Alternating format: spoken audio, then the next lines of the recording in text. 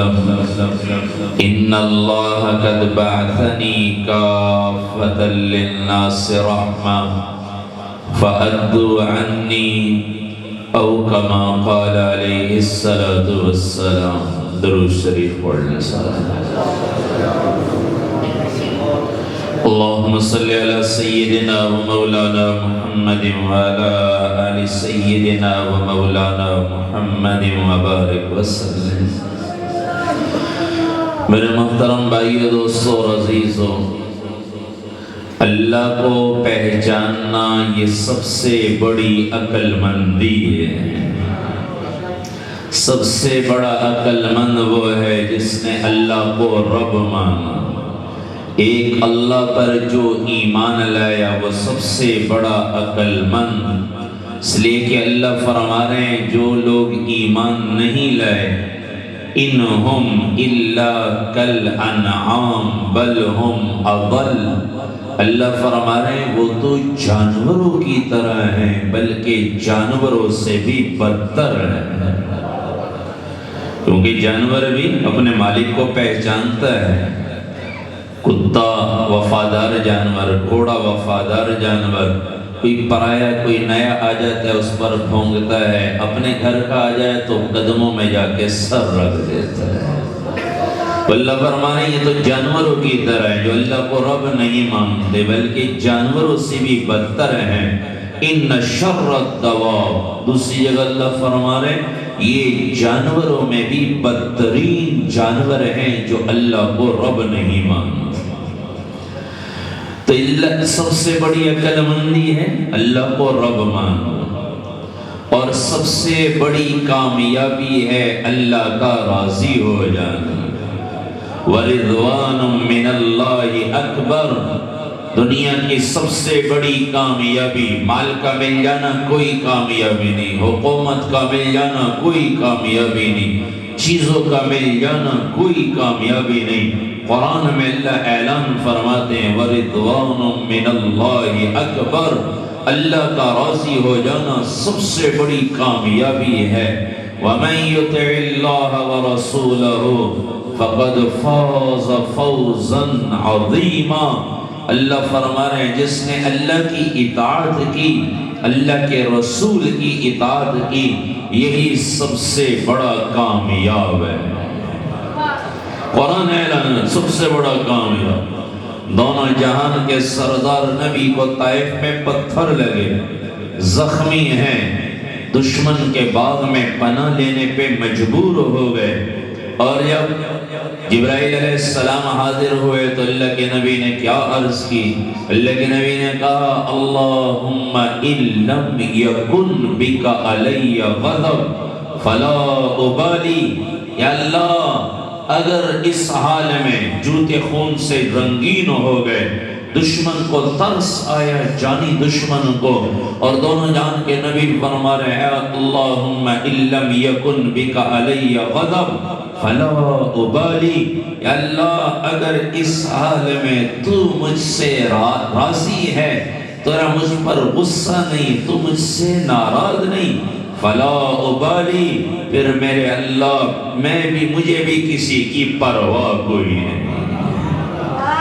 اللہ راضی ہے تو پرواہ کوئی نہیں، کھانے کو ملے نہ ملے، پہننے کو ملے نہ ملے، مکان ہے یا نہیں ہے، اللہ راضی ہے تو رب کی قسم دنیا بھی بن گئی آخرت بھی بن گئی۔ حضرت عمر بن عاص رضی اللہ تعالیٰ عنہ گورنر ہیں ملک شام کے، امیر المومنین حضرت عمر بن خطاب رضی اللہ تعالیٰ عنہ خلیفہ ہیں، حال پوچھنے جاتے ہیں، مسجد میں ملاقات ہو گئی، حال احوال ہوا، جب فارغ ہو گئے تو کہنے لگے عمر اپنا گھر نہیں دکھاؤ گے، اپنا گھر نہیں دکھاؤ گے؟ کہنے لگے امیر المومنین میرا گھر دیکھ کر آپ کو رونے کے سوا کچھ نہیں ملے گا، رونے کے سوا کچھ نہیں ملے۔ نہیں عمر، حضرت عمر رضی اللہ عنہ نے اصرار کیا عمر اپنا گھر دکھاؤ، جب حضرت عمر رضی اللہ عنہ کو لے اصرار کیا پھر ان کو لے کر چلے، مسجد سے باہر نکلے، آبادی آبادی سے بھی باہر چلے گئے، جنگل آ گیا، کہنے لگے کہاں لے جا رہے ہو؟ امیر المومنین آپ نے تو فرمایا تھا مجھے اپنا گھر دکھاؤ، اپنا گھر دکھانے جا رہا ہوں۔ جنگل میں پہنچے، ایک جوم پڑا ہے، ایک جائے نماز بچھا ہوا ہے۔ عمر کیا کرتے ہو؟ کہ جہاں یہیں رہتا ہوں، یہ ایک جائے نماز ہے، رات کو سونے کا وقت ہوتا ہے اسی پر آرام کرتا ہوں، نماز کا وقت ہوتا ہے اسی پر نماز پڑھ لیتا ہوں۔ کھانے کا کیا بندوبست ہے؟ لکڑی کے جھونپڑے کی لکڑی سے ایک لکڑی کا پیالہ نکالا، اس میں پانی تھا، پانی میں روٹی کے ٹکڑے بھگوئے ہوئے تھے۔ کہنے لگے یہاں ایک عورت ہے، اس سے ہفتے بھر کی روٹیاں پکوا لیتا ہوں، اس پیالے میں بھگو کے رکھتا ہوں، جب بھوک لگتی ہے کھا کر گزارا کر لیتا ہوں۔ حضرت عمر رضی اللہ تعالیٰ عنہ کی آنکھوں میں آنسو ہیں اور فرمانے لگے عمر اگر اس حال میں تم دنیا سے چلے گئے کہ اللہ راضی، اللہ کا رسول راضی، تو رب کی قسم اللہ تمہیں وہ نعمتیں عطا فرمائیں گے کہ دنیا کی مشقتیں بھول جاؤ گے۔ اللہ راضی ہے تو جوم پڑا ہے، یہ کھانے کو کے لیے کچھ نہیں ہے، اللہ راضی ہے تو سب کچھ مل گیا۔ اس لیے اللہ مجھے اور آپ کو قرآن میں ایک ہی حکم فرما رہے ہیں، فَفِرُّوا إِلَى اللَّهِ، اے لوگوں دوڑ لگاؤ، کہاں کی دوڑ لگاؤ؟ ایک اللہ کی طرف دوڑ لگاؤ۔ فرار ہونا عربی زبان میں کہتے ہیں ڈر کر بھاگنا، کسی سے ڈر کر بھاگنا تو لوگ کہتے ہیں فرار ہو گیا۔ ایک آدمی اپنے کام سے بھاگا جا رہا ہے، کوئی اڈے پہ پہنچنا ہے، بس نکلنے والی ہے، بھاگا جا رہا ہے، اسے کوئی نہیں کہتا یہ فرار ہو رہا ہے، ڈر کر بھاگنا اسے کہتے ہیں فرار ہو رہا ہے۔ اللہ بھی فرما رہے ہیں فَفِرُّوا إِلَى اللَّهِ، اے لوگوں چیزوں سے، دنیا کے نقشوں سے، مال و متاع سے ڈر کر ایک اللہ کی دوڑ لگاؤ۔ کیوں؟ ان وجدتنی وجدت کل شیء، اللہ فرما رہے ہیں میرے بندو میں تمہیں مل گیا، تمہیں سب کچھ مل گیا، اللہ مل گیا، سب کچھ مل گیا۔ ان فقدتنی فقدت کل شیء، میرے بندو تم نے مجھے کھو دیا، مجھے گم کر دیا، مجھے ناراض کر دیا، تم نے سب کچھ کھو دیا۔ وَأَنَا خَيْرٌ لَكَ مِنْ كُلِّ شَيْءٍ، میرے بندو میں ہی تمہارے لیے سب چیزوں سے بہتر ہوں۔ جس سے اللہ راضی ہو جائے، جگ جہان ناراض ہو، اللہ کی قسم اس کے کام بن گئے۔ امام علی مقام حضرت حسین رضی اللہ تعالیٰ عنہ کربلا میں کھڑے ہیں، اکیلے رہ گئے تھے، دودھ پیتا بچہ تھا عبداللہ، اسے اٹھایا، پیار کرنے لگے، گود میں پیار بھی کر رہے ہیں اور الوداعی رخصت بھی کر رہے ہیں، الوداع بھی کر رہے ہیں۔ اتنی دیر میں ایک بدبخت کا تیر آیا جو چھوٹے بچے عبداللہ کے گلے کے آر پار ہوا، گود میں ہی خون کا فوارہ نکلا اور گود میں ہی تڑپتے ہوئے جان دی، اٹھا کے پیچھے لٹایا ہے حضرت حسین رضی اللہ تعالیٰ عنہ نے، اور ان کے خون کو یوں چلو میں لے کر آسمان کی طرف انڈیلا ہے اور کہنے لگے اللہ اگر تو راضی ہے تو مجھے بھی پرواہ کوئی نہیں ہے، تو راضی ہے تو پرواہ کوئی نہیں۔ تو بھائیو اس مجلس، اس جلسوں، اس محفلوں کا مقصد یہی ہے اللہ راضی ہو جائے۔ اللہ کو راضی کرنے کے لیے ایک راستہ ہے، ایک سیڑھی ہے، نہ کوئی لمبے چوڑے کام ہیں، نہ دیواریں کالی کر دو، یہ کر دو، نہ بینر لگا دو، فلانا کر دو، نہیں، اللہ ایک چیز سے راضی ہوتے ہیں، وہ کیا ہے؟ اللہ فرما رہے ہیں فَاتَّبِعُونِي يُحْبِبُكُمُ اللَّهُ، اے لوگو میرے محبوب کی اتباع کر کے آ جاؤ، میں راضی ہو جاؤں۔ ایک اللہ ہی تو ہے جس نے یہ شرط رکھی، بڑے بڑے محبت کے دعوے دار دیکھے، میں فلاں سے محبت، فلاں سے، باپ بیٹے کو محبت ایک دوسرے سے، باپ ناراض ہو جائے کوئی نہیں کہتا یہ میرے فلانے بیٹے کو راضی کر لو میں راضی ہو جاؤں گا۔ ایک اللہ ہے جو کہتے ہیں میرے محبوب کو راضی کر لو، میرے محبوب کی اتباع کر کے آ جاؤ، میں اللہ راضی ہو جاؤں گا۔ اللہ کو راضی کرنے کا ایک ہی راستہ ہے کہ میں اور آپ سر کے بالوں سے لے کر پاؤں کے ناخن تک اپنے جسم کو بھی اللہ کے حوالے کر دیں، اللہ کے نبی کے حوالے کر دیں۔ جو میرے نبی نے کیا وہ میں کرنے والا بن جاؤں۔ اتباع کا معنی یہی ہے، ایک آدمی آگے چل رہا ہے، پیچھے دوسرا آدمی اس کے قدم پہ نشان رکھ کر چلے تو عربی میں کہا جاتا ہے یہ پیچھے والا اس کی اتباع کر رہا ہے۔ تو اللہ بھی فرما رہے ہیں میرے نبی کی زندگی کی ہر ادا محفوظ ہے۔ اے لوگوں، تم نے اللہ کو لینا ہے تو محبوب کی غلامی کر کے آئے گا۔ اللہ کا حبیب راضی ہو گیا تو اللہ راضی ہوں گے، اللہ راضی ہو گئے تو کام بن گئے، دنیا بن گئی، آخرت بن گئی۔ اللہ کے حبیب کی اتباع نہ ہوئی، اللہ کے حبیب ناراض ہو گئے تو اللہ ناراض، اللہ ناراض تو اللہ ناراض ہو گئے تو دنیا بگڑ گئی، آخرت بگڑ گئی۔ اللہ کو راضی کرنے کے لیے نبی کی غلامی شرط ہے، غلامی کے بغیر اللہ تک کوئی پہنچ نہیں سکتا۔ اللہ کے نبی کو راضی کرنا یہ میرے آپ کی زندگی کا مقصد ہے۔ لیکن آئے ہم نے ہر ایک کو راضی کیا، غم آئے خوشی آئے، وسیب راضی تھی ونجے، برادری راضی تھی ونجے، فلاں کوئی راضی کرنا ہے، فلاں کوئی راضی کرنا ہے۔ کبھی نہیں سوچا کیسے میرے حبیب راضی ہوں گے، کیسے اللہ کے نبی راضی ہوں گے۔ انصار مدینہ، مدینہ کے رہنے والے انصار مکے سے ہجرت کر کے آئے، وہ مہاجرین، وہ مدینہ منورہ جب پہنچے تو انصار کے پاس تو سب کچھ تھا، مکے والے کے جو مہاجرین تھے ان کے پاس کچھ نہیں، سب کچھ تو چھوڑ کر آئے تھے۔ اللہ کے نبی نے بھائی چارہ قائم کیا، ایک انصاری کے ساتھ ایک مہاجری کو چھوڑا اور یہ ان کے خرچے وغیرہ بھی برداشت کرو۔ انصار اپنے بھی گھر کے خرچے برداشت کر رہے، مہاجرین جو آئے ان کے خرچے برداشت کر رہے، باہر سے کوئی مسلمان وفد کوئی آتا، وہ مسلمان ہوتا، اس کے خرچے برداشت کر رہے، کوئی وفد کہیں اللہ کے نبی بھیجتے اسلام کی تبلیغ، دین کی تبلیغ کے لیے، اس کے خرچے برداشت کر رہے، اللہ کے نبی جہاد کے لیے تشریف لے جا رہے ہیں، وہ خرچے برداشت کر رہے ہیں۔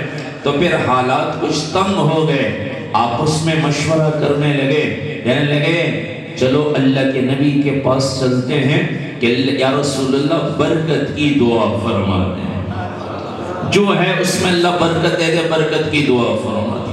اللہ کے نبی کے بعد مل کر سارے مل گئے، اللہ کے نبی کے پاس آ رہے، اللہ کے نبی مسجد نبوی میں تشریف فرمائے ہیں، دور سے دیکھا انصار آ رہے ہیں، پراگندہ بالوں والے اور خستہ حالت ہے، تو میرے نبی نے جب دیکھا انصار کچھ قریب آگے تو اللہ کے نبی نے یوں ہاتھ بلند فرمائے اور فرمایا مرحبا للانصار، او انصار او، مرحبا للانصار، انصار خوش آمدید، مرحبا۔ تو اللہ کے نبی نے فرمایا اے انصار آج مانگو، جو مانگو گے میں اللہ سے لے کر دوں گا۔ آج مانگو، کیا مانگتے ہو؟ جو مانگو گے اللہ سے لے کر۔ کیوں کہا اللہ کے نبی نے؟ اللہ کے نبی پر سب کچھ قربان کیا، اللہ کے نبی راضی ہو گئے، اللہ کے نبی جوش میں آ کر کہتے ہیں مانگو، کیا مانگتے ہو؟ جب دیکھا اللہ کے نبی جوش میں بیٹھے ہیں تو آپس میں مشورہ کرنے لگے کیا مانگے؟ آج اللہ کے نبی جوش میں ہیں، کیا مانگے؟ ہم جیسے تو ہوتے تو سڑک بنوا دو، میرے بیٹے کو ملازمت لگوا دو، فلانا مقدمہ اس سے چھڑوا دو، ہم تو یہ چیزیں مانگتے ہیں۔ ان کے سامنے آخرت تھی، دنیا نہیں تھی، آخرت تھی۔ آپس میں مشورہ کیا، ارے دنیا تو گزر رہی ہے، گزر جائے گی، آج اللہ کے نبی جوش میں ہیں، آج اللہ کے نبی سے آخرت کو مانگ لو۔ اللہ کے نبی کے پاس آئے، یا رسول اللہ آپ ہماری بخشش کی دعا فرما دیں، ہماری بخشش ہو جائے، آج یہ اللہ سے لے کر دیں۔ میرے نبی نے ہاتھ بلند کیے، حتی یرا بیاض ابطیہ، اتنے بلند کیے شاید اوپر والے جسم پر کپڑا نہ ہوگا یا آپ کی بغلیں نظر آ رہی تھی۔ حدیث میں آتا ہے یہاں تک آپ نے اتنے ہاتھ بلند کیے کہ آپ کے بغلوں کی سفیدی نظر آنے لگی، جوش میں آ کر ہاتھ بلند کیے اور فرمایا اللہم اغفر للانصار، یا اللہ انصار کی مغفرت فرما، وولد الانصار، ان انصار کی اولادوں کی مغفرت فرما، وولد ولد الانصار، یا اللہ ان انصار کے اولاد کی اولادوں کی مغفرت فرما۔ بھوک برداشت کی، پیاس برداشت کیے، فاقے برداشت کیے، تکلیفیں برداشت کی، اللہ کے نبی کو راضی کیا۔ اللہ کے نبی نے اللہ سے دعا مانگ کر 3 نسلوں کی مغفرت کروا دی۔ تو اللہ کا حبیب راضی ہو گیا تو دنیا بھی بن گئی، آخرت بھی بن گئی۔ ایک عورت نکلی، جب پتہ چلا احد کے میدان میں پتہ چلا کہ اللہ کے نبی نعوذ باللہ شہید کر دیے گئے، ایک عورت بے قرار ہو کر نکلی۔ کوئی موبائل فون کا دور تو تھا نہیں کہ پتہ کر لے کہ نبی کیسے ہیں، یہ تو اب آیا ہے۔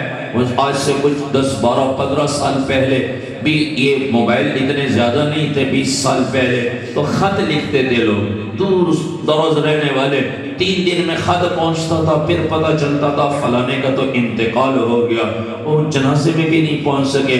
تو یہ کوئی 20-25 سال پہلے یہی حال ہوتا تھا۔ کوئی پی ٹی سی ایل ہوتے تھے، وہ بھی کبھی ملتے تھے کبھی نہیں ملتے تھے۔ تو یہ وہاں تو کوئی یہ ذرائع کوئی نہیں۔ اللہ کے نبی کے بارے میں پتہ چلا کہ وہ احد میں شہید ہو گئے۔ ایک عورت مدینہ منورہ سے نکلی بے قرار ہو کر اور احد پہاڑ کی طرف بھاگی جا رہی ہے۔ لوگ آ رہے ہیں وہاں سے واپس مارکے سے۔ کسی نے کہا تیرے والد شہید ہو گئے ہیں۔ وہ عورت کہنے لگی مجھے پرواہ نہیں، مجھے بتاؤ میرے نبی کا کیا حال ہے۔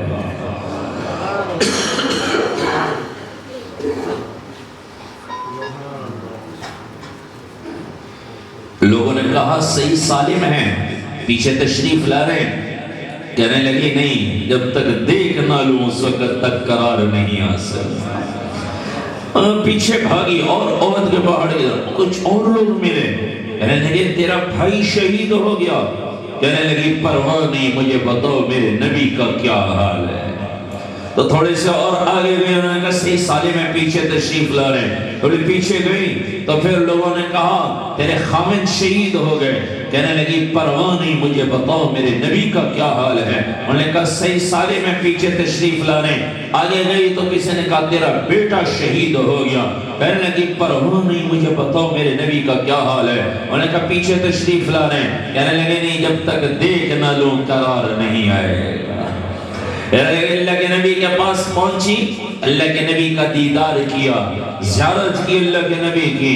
4 عظیم رشتے جو ایک عورت کے ظاہری سہارا بنتے ہیں، یا باپ سہارا بنتا ہے عورت کے لیے، یا بھائی سہارا بنتا ہے، یا خامد سہارا بنتا ہے، یا بیٹا سہارا بنتا ہے، یہ چاروں آسرے ختم ہو گئے، شہید ہو گئے۔ لیکن اس عورت کو ان کی فکر نہیں، پرواہ نہیں۔ پرواہ ہے تو اللہ کے نبی کی خیریت دریافت کرنے کی، جب اللہ کے نبی کی زیارت کی، کہنے لگی یا رسول اللہ جب آپ صحیح سالم ہیں تو مجھے کسی کی پرواہ کوئی نہیں، مجھے کسی کی پرواہ کوئی نہیں۔ تو یہ عورت مجھے آپ کو بتا کر گئی ہے لوگوں، اللہ کا حبیب راضی ہے تو کسی کی پرواہ کوئی نہیں۔ اس اللہ کے حبیب کو راضی کرنے کی فکر کریں۔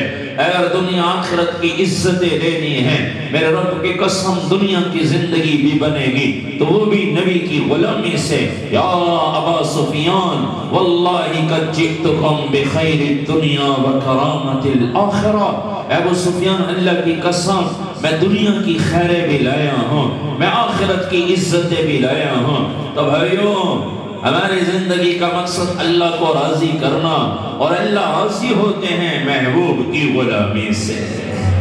ہمارے ایک ہی قائد ہیں، ایک ہی لیڈر ہیں۔ قائد وہ ہے جو منزل تک پہنچاتے ہیں، قائد وہ ہیں جو بے عیب ہوتے ہیں۔ جس میں عیب ہو وہ خود عیبدار ہو تو وہ اوروں کے عیب کیا دور کرے گا۔ ایک ہی تو ہستی ہے جس کو اللہ نے بے عیب بنایا ہے، جس کے پیچھے مجھے اور آپ کو چلنے کا حکم فرمایا۔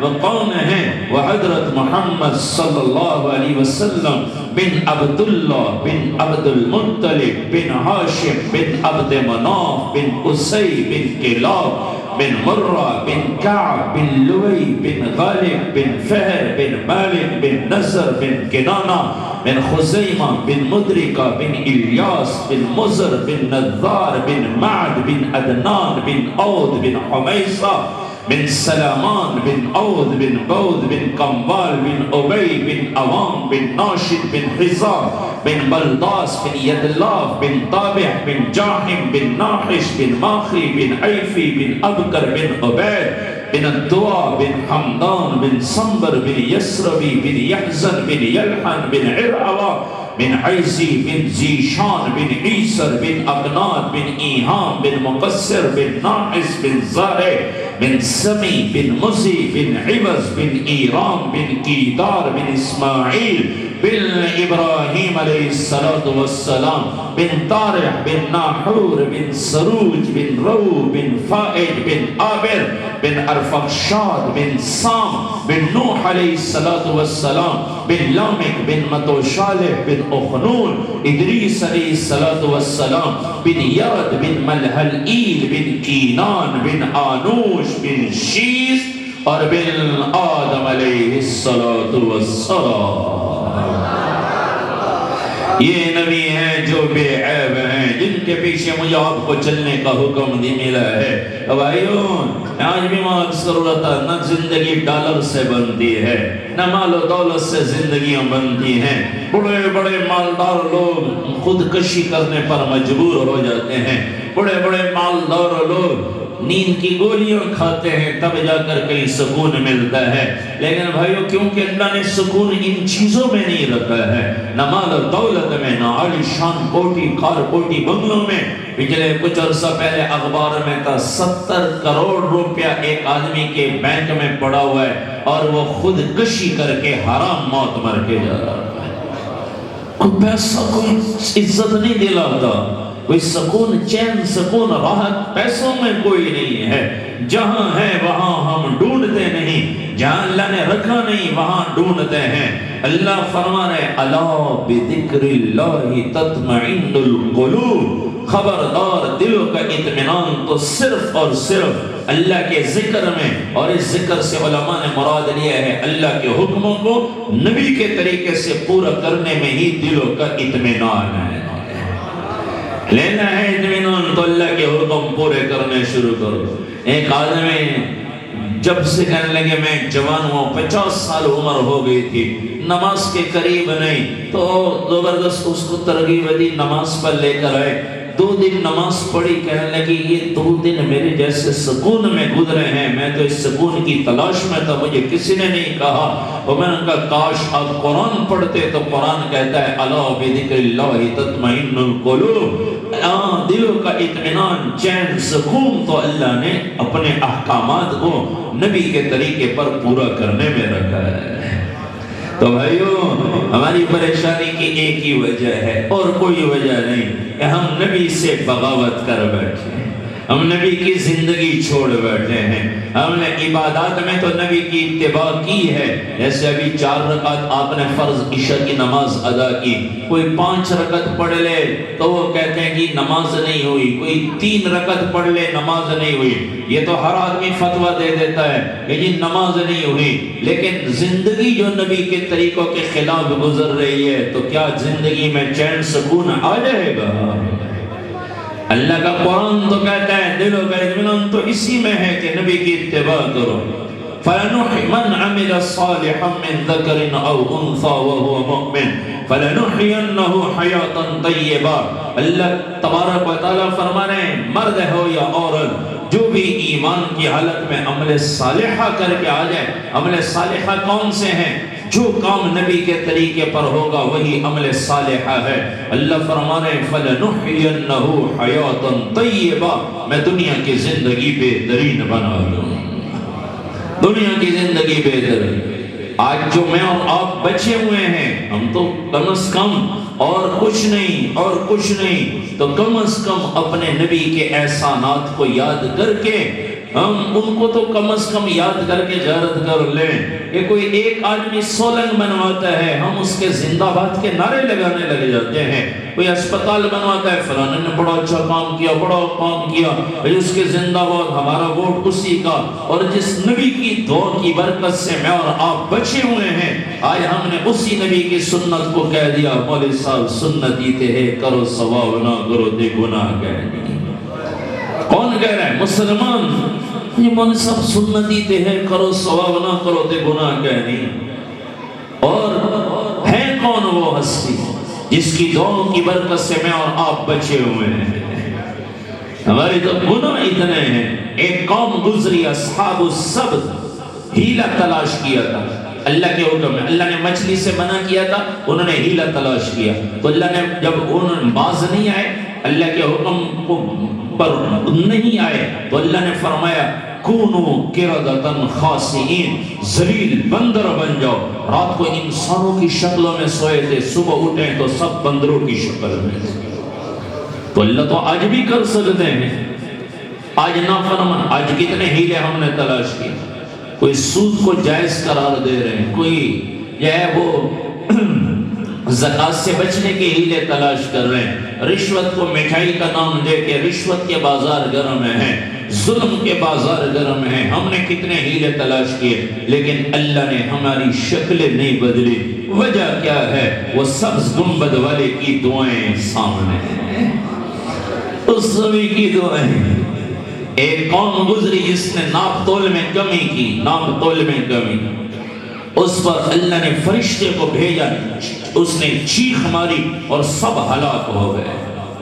آج ہمارے ہمیں ناپ تول میں کمی ہے، لیکن کوئی فرشتہ نہیں آ رہا۔ کیوں؟ کالی کملی والے دعائیں کرتا چلا ہے۔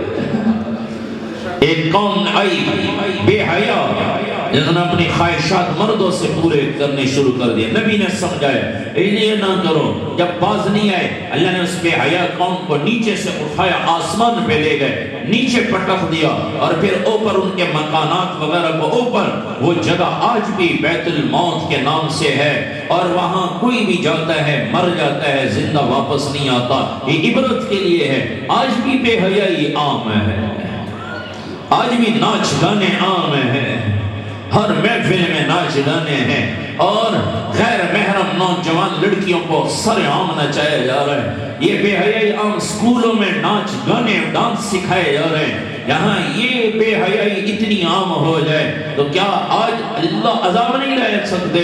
آنا چاہیے تھا عذاب، لیکن بیچ میں وہ ایک اللہ کے حبیب ہیں، اس نے مصلی پر بیٹھ کر مسجد اجابہ میں دعائیں مانگی تھی، اس نے میدان عرفات میں دعائیں مانگی تھی، اس نے مزدلفہ میں دعائیں مانگی تھی، اس نے دنیا سے جاتے جاتے یہی سوال کیا تھا، اے جبرائیل میرے رب سے پوچھ کرو میرے بعد میری امت کا کیا بنے۔ اس کی دعاؤں نے مجھے اور آپ کو بچایا ہوا ہے۔ پھر بھی ہم کہیں مولوی صاحب سنتی تے ہے، کرو ثواب نہ کرو تے گناہ کہنے۔ نہیں بھائیو، جانا تو اسی نبی کے سامنے ہے۔ قیامت کے دن تو سامنا ہوگا نا نبی کا۔ آج تو مولوی صاحب کو یہ کہہ دو کوئی نہیں سنت ہے، کرو ثواب نہ کرو تے گناہ نہیں۔ اللہ نہ کرے اسی حال میں اللہ کے نبی کے پاس چلے گئے، اور اللہ کے نبی نے کہہ دیا پیچھے ہٹا دو، یہ میری سنت کا مذاق اڑاتا تھا، اسے پیچھے کر دو، تو پھر کہاں امن ملے گا؟ ہاں وہ زندگی لے کر جائیں کہ اللہ کے نبی سے جب ملاقات ہو تو اللہ کے نبی دیکھ کر خوش ہو جائیں، اور اللہ کے نبی کہیں آنے دو آنے دو، یہ تو میرا وہ امتی ہے جس نے میری زندگی میری سنتوں پر عمل کیا، میری زندگی جس نے اپنائی، آنے دو۔ میرے رب کی قسم، اگر قیامت کے دن جس دن اللہ کے نبی کا سامنا ہے، اس دن اللہ کے نبی خوش ہو گئے تو ہمارے بیڑے پار ہو گئے۔ اور وہ راضی ہوں گے جب نبی کی غلامی ہوگی، نبی کی اطاعت ہوگی۔ صحابہ مر مٹھے نبی کی غلامی پر، اہل بیت کی زندگی اٹھا کر دیکھیں، نبی کی غلامی اختیار کی۔ خاندان بھی اللہ نے نبی کو اعلیٰ عطا فرمایا، سارے اہل بیت کے لیے ایک ایک کر کے جنت کی خوشخبریاں سنائی ہیں۔ اہل بیت میں سب سے پہلے ازواج مطہرات، نبی کی بیویاں، اللہ نے فرمایا میرے محبوب میں نے آپ کی بیویوں کو جنت میں بھی آپ کی بیویاں بنا دی ہیں، ان سے نکاح نہیں ہو سکتا۔ ازواجہم امہاتہم، آپ کی بیویاں امت کی مائیں ہیں۔ وَلَا أَن تَنْكِحُوا أَزْوَاجَهُ مِن بَعْدِهِ أَبَدًا، خبردار ان سے نکاح نہیں ہو سکتا۔ پھر بیٹے ہیں، بچپن میں انتقال ہو گیا، اس کا بیٹا بچپن میں دنیا سے چلا گیا، وہ تو جنت میں جائے گا سیدھا۔ اس کے لیے دعا بھی ہم یہی کرتے ہیں کہ اللہ ہمارے لیے آخرت میں ذخیرہ بنا۔ نبی کے بیٹے بچپن میں وہ جنت میں چلے گئے۔ 4 بیٹیاں ہیں، 3 بیٹیاں زندگی میں رخصت ہو گئی۔ جبرائیل علیہ السلام نے آ کر ان کی جنتی ہونے کی خوشخبری سنائی۔ ایک بیٹی بچی ہیں جو جن کا اللہ کے نبی کے دنیا سے رحلت فرمانے کے 6 ماہ کے بعد انتقال ہوا۔ خاتون جنت حضرت فاطمہ الزہرا رضی اللہ تعالیٰ عنہا، میرے نبی نے فرمایا میری بیٹی فاطمہ ہے، جس نے میری بیٹی کو خوش کیا اس نے مجھے خوش کیا، جس نے میری بیٹی کو تکلیف دی اس نے مجھے تکلیف دی۔ میری بیٹی فاطمہ کیا تو راضی نہیں؟ اللہ نے تجھے جنتی عورتوں کا سردار بنا دیا ہے۔ اولاد کے تو مسئلے حل ہو چکے تھے، پریشانی کس بات کی تھی؟ پھر آگے داماد، پھر سسر ہیں۔ اللہ کے نبی کے ایک سسر حضرت ابو بکر صدیق رضی اللہ تعالیٰ عنہ، حضرت عمر فاروق رضی اللہ تعالیٰ عنہ، جن کی بیٹیاں اللہ کے نبی کے نکاح میں ہیں۔ اللہ کے نبی نے فرمایا میرے آسمان پر بھی 2 وزیر ہیں، ایک حضرت جبرائیل علیہ السلام، حضرت میکائیل علیہ السلام۔ میرے نبی نے فرمایا میرے زمین پر بھی 2 وزیر ہیں، ایک ابو بکر صدیق رضی اللہ تعالیٰ عنہ ہیں، ایک حضرت عمر فاروق رضی اللہ تعالیٰ عنہ ہیں، سیدہ قہور اہل جنہ۔ میرے نبی نے فرمایا میری امت کے بڑی عمر والے جنتیوں کے نوجوان، جو جنتیوں کے سردار جو بڑی عمر میں دنیا سے چلے گئے اور جنت میں جائیں گے، ان کے سردار میرے نبی نے فرمایا وہ ابو بکر اور عمر رضی اللہ تعالیٰ عنہما۔ یہ 2 سسر ہیں جن کی بیٹیاں نبی کے نکاح میں ہیں۔ اور اللہ کے نبی نے فرمایا میں ایک آدمی کو جانتا ہوں، جب وہ جنت کے دروازے پہ پہنچیں گے جنت کے 8 دروازوں سے پکار آئے گی مرحبا مرحبا مرحبا۔ سلمان فارسی بیٹھے ہوئے تھے، گھٹنوں کے بل کھڑے ہوئے، یا رسول اللہ وہ کون ہے جسے جنت کے 8 دروازوں سے پکارا جائے گا؟ میرے نبی نے فرمایا وہ ابو بکر صدیق رضی اللہ تعالیٰ عنہ۔ پھر اللہ کے نبی نے فرمایا میں ایک محل دیکھ کر آیا، جنت میں عالی شان محل، سونے چاندی اینٹوں کا بنا ہوا، مشک عنبر زعفران کا گارا۔ میں نے فرشتے سے پوچھا کس کا محل؟ یا رسول اللہ یہ تو ایک قریشی نوجوان کا محل۔ میں اندر جانے لگا، فرشتے نے کہا یا رسول اللہ یہ عمر بن خطاب رضی اللہ تعالیٰ عنہ کا محل ہے۔ تو اے عمر تمہاری غیرت یاد آ گئی، نہیں تو جا کر دیکھ لیتا۔ حضرت عمر رضی اللہ عنہ رونے لگے، یا رسول اللہ میں آپ پر غیرت کیسے کھا سکتا ہے؟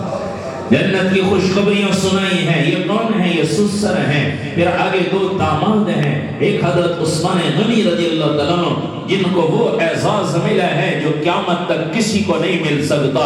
حضرت آدم علیہ السلام سے لے کر قیامت تک کی جتنے بھی انسان ہیں ان کو یہ اعزاز نہیں مل سکتا، پہلے والوں کو تو ملا نہیں، اب تو نبی کسی نے آنا نہیں کہ ایک نبی کی 2 بیٹیاں کسی کے نکاح میں ہوں، وہ ایک ہی ہیں حضرت عثمان ذو النورین رضی اللہ تعالیٰ عنہ ہو۔ نبی کی 2 بیٹیاں، پھر دوسری بیٹی کا انتقال ہوا۔ میرے نبی نے فرمایا عثمان کاش میری 40 بیٹیاں ہوتی میں ایک ایک کر کے عثمان کے نکاح میں دے دوں۔ اتنی محبت۔ پھر اللہ کے نبی نے فرمایا یہ داماد ہیں، 2 بیٹیاں نکاح میں۔ ان لکل نبی رفیق فی الجنہ وانت رفیقی فی الجنہ۔ اے عثمان جنت میں ہر نبی کا ایک رفیق ہے، ساتھی ہے، اور جنت میں تم میرے رفیق ہوگے۔ دوسرے داماد ہیں حضرت علی رضی اللہ تعالیٰ عنہ۔ صحابہ بیٹھے ہوئے، اللہ کے نبی کے سامنے حضرت علی رضی اللہ عنہ بیٹھے ہوئے تھے۔ آپ نے ان کا ہاتھ پکڑا، اپنے قریب کیا، سینے سے لگایا اور فرمایا اما ترضى ان يكون منزلك بمقابلة منزلي في الجنة؟ یعنی کیا تو راضی نہیں جنت میں تیرا محل میرے محل کے سامنے ہوگا، تو جنت میں میرا پڑوسی ہوگا۔ یہ داماد ان کے مسئلے تو حل ہو چکے تھے۔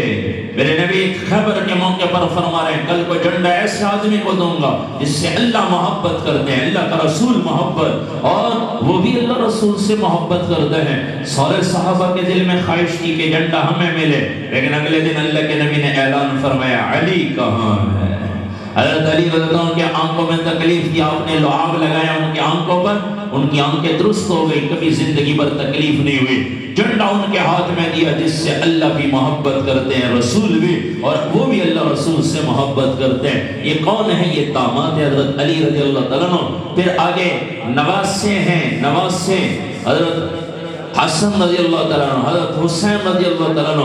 میرے نبی نے ایک موقع پر فرمایا اللہم انی احبہما، اللہ میں ان دونوں سے پیار کرتا ہوں، فاحبہما، تو بھی ان دونوں سے پیار فرما، واحبب من احبہما، یا اللہ جو ان دونوں سے پیار کرے تو اس سے بھی پیار فرما۔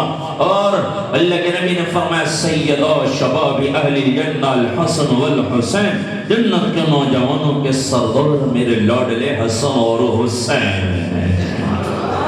یہ اہل بیت ہیں، نبی کا گھرانہ، نبی کا خاندان ہے، ان کی جنت نہیں، جنت کی سرداریاں مل چکی ہیں۔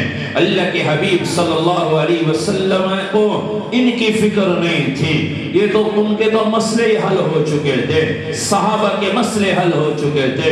یہ صحابہ جب 10 تھے، 10 ایسے صحابہ ہیں جن کو عشرہ مبشرہ کہا جاتا ہے، میرے نبی نے ان کو ایک ہی مجلس میں جنت کی خوشخبریاں سنائی۔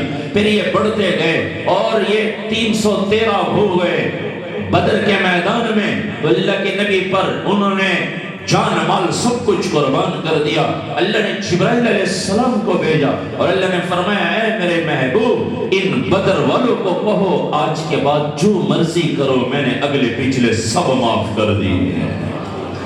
1400 ہو گئے حدیبیہ کے موقع پر، حضرت عثمان غنی رضی اللہ عنہ کے بدلہ لینے کے لیے جان کی پر بیعت کر رہے ہیں، یا تو جان جائے گی یا تو عثمان غنی رضی اللہ عنہ کا بدلہ لیا جائے گا۔ یہ منظر دیکھ کر جبرائیل علیہ السلام آ گئے، لقد رضی اللہ عن المؤمنین اذ یبایعونک تحت الشجرہ، میرے محبوب اللہ فرما رہے ہیں جنہوں نے آپ کے ہاتھ پر درخت کے نیچے بیعت کی ہے، عرش پر اللہ ان سے راضی ہو گئے۔ پھر یہ چلتے چلتے 1,24,000 ہو گئے، 44,000 ہو گئے۔ عرفات کے میدان میں حج ادا فرمانے اللہ کے نبی، اور اللہ نے پہلے سے اعلان کر دیا وَقُلْنَا وَعَدَ اللَّهُ الْحُسْنَى، میرے نبی سارے صحابہ کے لیے میں نے جنت کا وعدہ کیا، رضی اللہ عنہم ورضوا عنہ، میں ان سے راضی، یہ مجھ سے راضی۔ اور عرفات کے میدان میں اللہ کے نبی فرما رہے ہیں آج اللہ فرشتوں کے سامنے میرے صحابہ پر فخر فرما رہے، اور عمر بن خطاب رضی اللہ تعالیٰ پر خاص طور پر فخر فرما رہے ہیں۔ یہ جنت کی خوشخبریاں کوئی حکومت کی وجہ سے نہیں ملی تھی، کوئی مال دولت اکٹھا کرنے کی وجہ سے نہیں، یہ نبی پر جان قربان کرنے کی وجہ سے۔ چاہے وہ اہل بیت ہوں، حضرت علی رضی اللہ تعالیٰ عنہ بھی شہید ہوئے، حضرت حسن رضی اللہ تعالیٰ عنہ کو بھی زہر دیا گیا، زہر کی وجہ سے شہادت ہوئی، حضرت حسین رضی اللہ تعالیٰ عنہ بھی کربلا میں شہید ہوئے۔ پھر آگے امام زین العابدین کی جو نسل چلی ہے اس میں امام زید شہید ہوئے ہیں، امام کاظم شہید ہوئے ہیں، امام باقر شہید ہوئے ہیں۔ یہ شہادت کس وجہ سے ملی ہے کہ نبی کی غلامی میں جان قربان کر دی، نبی کی غلامی سے گردن نہیں پھیری، گردن نہیں پھیری، موت قبول ہے، نبی کی غلامی سے کوئی ہٹا نہیں سکتا۔ تو بھائیو ہمارے نبی کو ایک ہی فکر تھی، ان کی نہیں، یہ تو مسئلے حل ہو چکے تھے، ازواج کے مسئلے حل اور اصحاب کے مسئلے حل، اہل بیت کے مسئلے حل ہو چکے تھے، اس کے باوجود بھی ہمارے نبی روتے تھے، کس وجہ سے؟ میری یہ امت جہنم سے بچ جائے۔ اللہ کی قسم ہمارے نبی ہمارے سب سے بڑے محسن ہیں، ہمارے نبی سے بڑھ کر ہمارا کوئی محسن نہیں۔ ماں باپ سے بھی زیادہ احسان ہے تو اللہ کے نبی کا احسان ہے، تو وہی مانتے ہیں سارے نا، اللہ کے نبی کا ہم پر ماں باپ سے بھی زیادہ احسان ہے۔ تو کیا خیال ہے جس کا اتنا بڑا ماں باپ سے بھی ہم پر زیادہ احسان ہو، اس نبی کی غلامی نہ اختیار کرنا کتنا بڑا ظلم ہے۔ ہم تو اوروں کو ظالم کہتے ہیں، فلانا ظالم، لیکن اگر میری زندگی میں نبی کی غلامی کوئی نہیں تو رب کی قسم مجھ سے بڑا ظالم کوئی نہیں۔ اس نبی نے میرے لیے دعائیں مانگی، ایک ایک کے لیے اتنا روئے ہیں کہ اللہ کو تسلی دینے کے لیے جبرائیل علیہ السلام کو اتارنا پڑا۔ ایک موقع پر اللہ جبرائیل علیہ السلام آ گئے، رنگ چہرے کا اڑا ہو، زرد جیسے خوف گھبراہٹ میں ہوتا، اللہ کے نبی نے پوچھا کیا ہوا جبرائیل؟ یا رسول اللہ آج اللہ نے جہنم بڑھکانے کا حکم دیا تھا، میں جہنم کی حالت دیکھ کر آ رہا ہوں، یہ حالت ہوئی ہے۔ میرے نبی نے فرمایا بتاؤ جہنم کیا ہے؟ اللہ کے عرض کیا رسول اللہ 100 سال تک جہنم کی آگ کو جلایا گیا، وہ لال سرخ ہو گئی، پھر 100 سال تک جلایا گیا سفید ہو گئی، پھر 100 سال تک جلایا گیا کالی سیاہ، اب جہنم کی آگ کا رنگ کالا سیاہ ہے۔ کون رہے گا کون رہے گا جہنم میں؟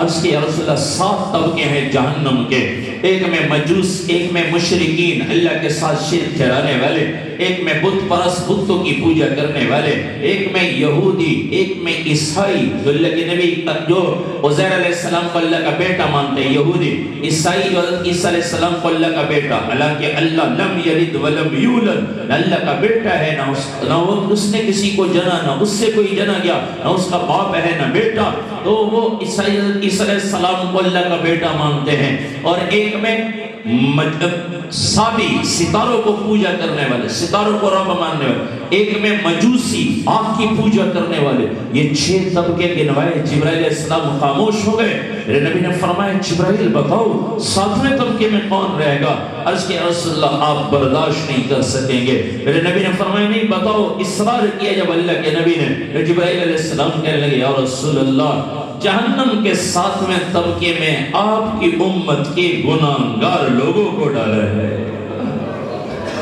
ایک دم اللہ کے نبی پر غشی طاری ہوئی، بے ہوش ہو کر گرے گئے، بے ہوش ہو کر گئے۔ ہمیں تو دنیا کا نقصان مل جائے تو بے ہوشی طاری ہوتی ہے۔ میں نے مظفر گڑھ میں ایک آدمی کی دکان پہ ڈاکہ ڈالا، صبح جب اس نے شٹر اٹھایا اور دیکھو سامان لوٹ کر لے گئے، وہی گر گیا، اٹیک ہو گیا۔